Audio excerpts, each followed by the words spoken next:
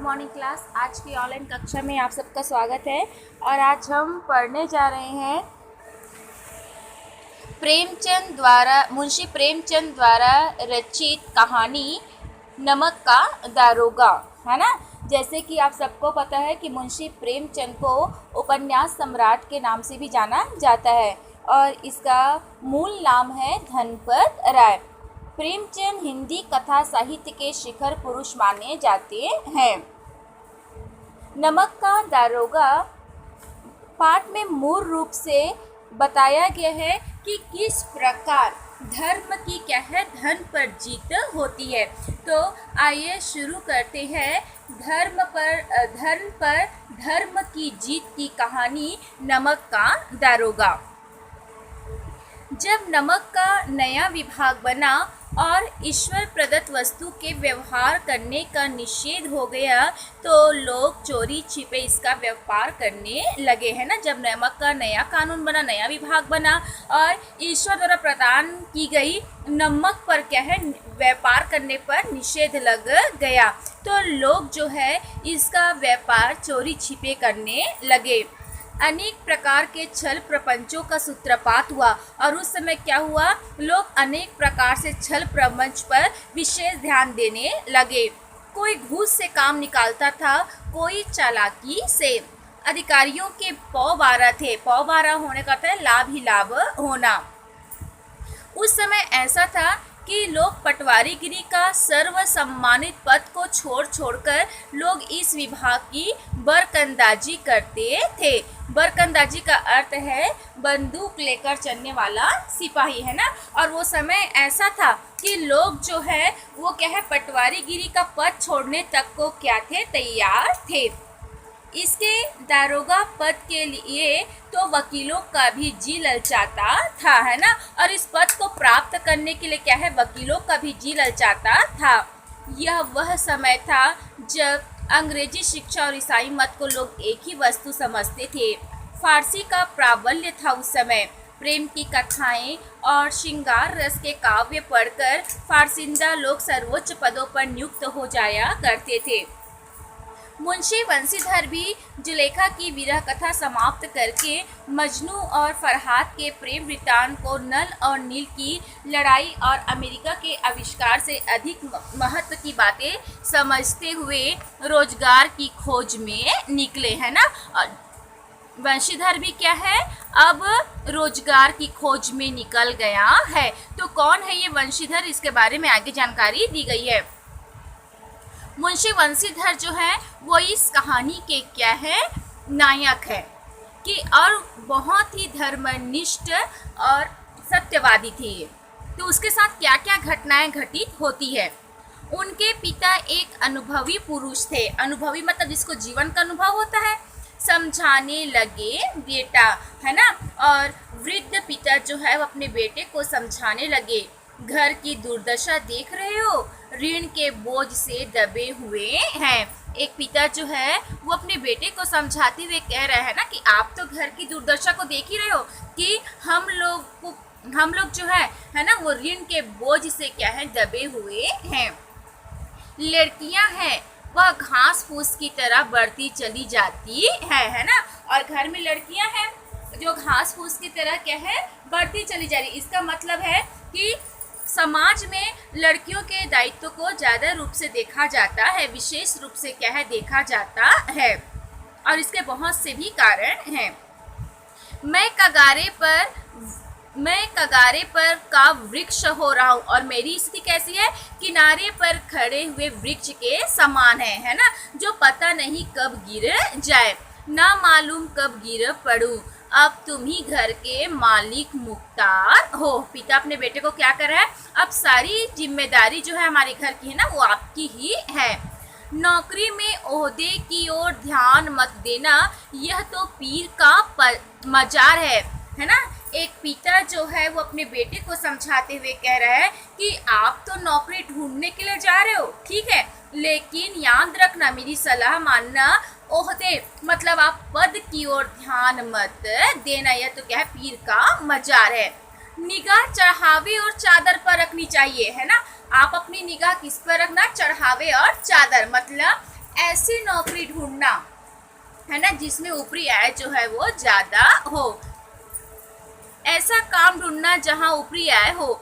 मासिक वेतन तो पूर्णमासी का चांद है जो एक दिन दिखाई देता है और घटते घटते लुप्त हो जाता है। इसका तात्पर्य यह है कि पूर्णमासी का चांद देखना, है ना, वो चांद जो है वो क्या है, गोल दिखाई देता है, लेकिन उसके बाद उस चांद की स्थिति कैसे हो जाती है, धीरे धीरे धीरे धीरे क्या है वो घट जाती है। तो ठीक उसी प्रकार क्या है, मासिक वेतन है ना। जब हमको मासिक वेतन मिलता है तो ऐसा लगता है कि वो बहुत ज़्यादा है, लेकिन कब वो घर के कार्यों में, खर्चों में समाप्त हो जाता है वो पता नहीं चलता। इसलिए मासिक वेतन को पूर्णमासी का चांद कहा गया है, जो एक दिन दिखाई देता है और घटते घटते लुप्त हो जाता है।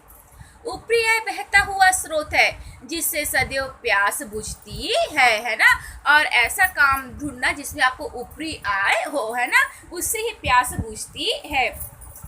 वेतन मनुष्य देता है, इसी से इसमें वृद्धि नहीं होती। ऊपरी आमदनी ईश्वर देता है। उसके पिता का कहना क्या था कि वेतन को मनुष्य देता है, लेकिन ऊपरी आय किसकी, कौन देता है, ईश्वर देता है। इसी से उसकी बरकत होती है। तुम स्वयं विद्वान हो, तुम्हें क्या समझाऊं।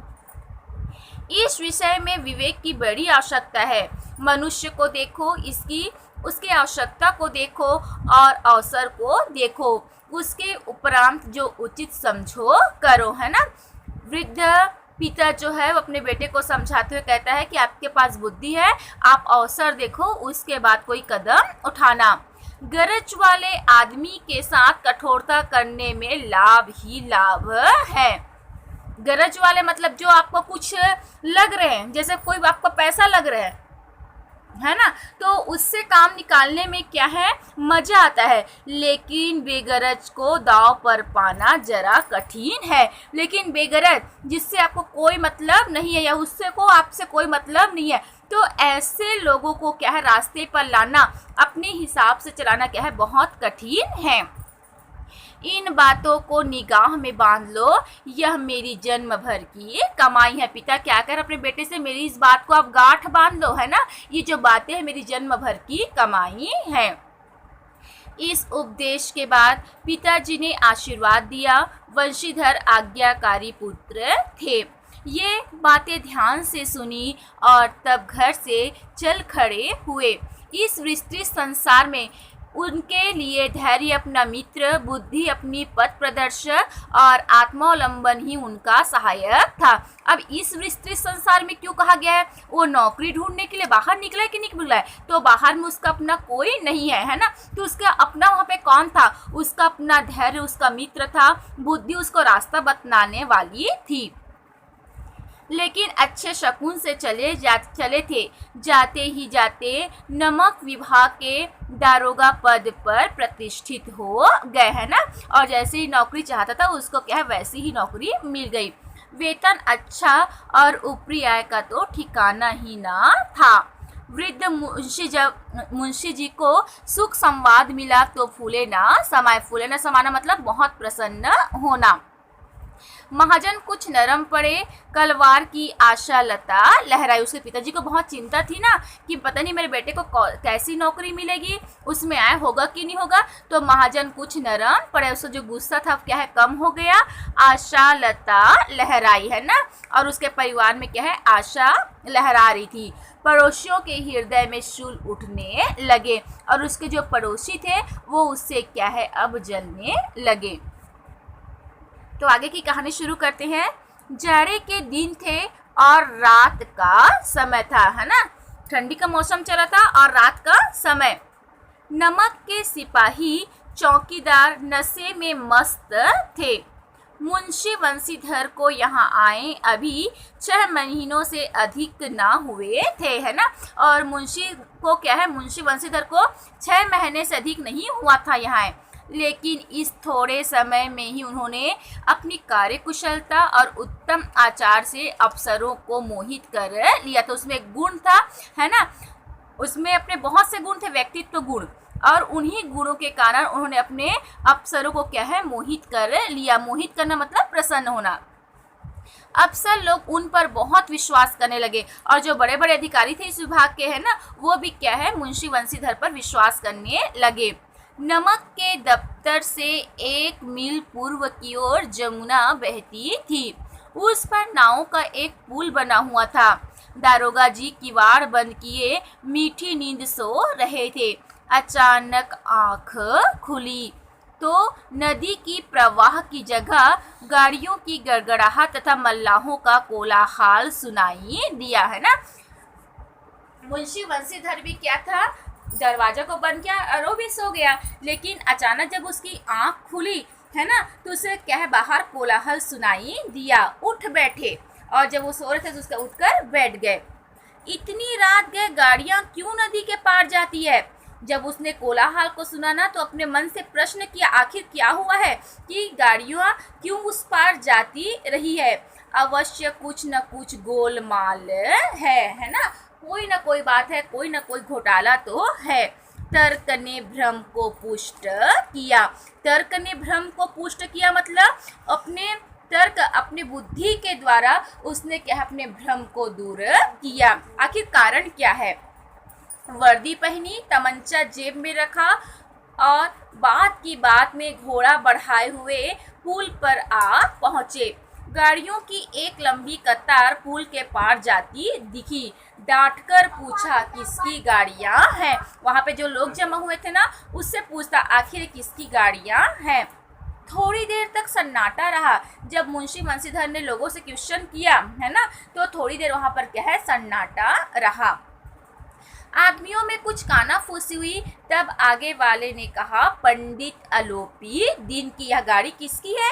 पंडित अलोपी दिन की है। कौन पंडित अलोपी दिन? मुंशी बंसीधर जो क्वेश्चन करता है फिर, है ना, आखिर कौन है ये पंडित अलोपी दिन? दातागंज के मुंशी बंसीधर चौके। पंडित अलोपी दिन इस इलाके के सबसे प्रतिष्ठित जमींदार थे। लाखों रुपयों का लेन देन करते थे। इधर छोटे से बड़े कौन ऐसे थे जो उनके ऋणी ना हो। व्यापार भी लंबा चौड़ा था। बड़े चलते पुर्जे आदमी थे। अंग्रेज अफसर उनके इलाके में शिकार खेलने आते और उनके मेहमान होते।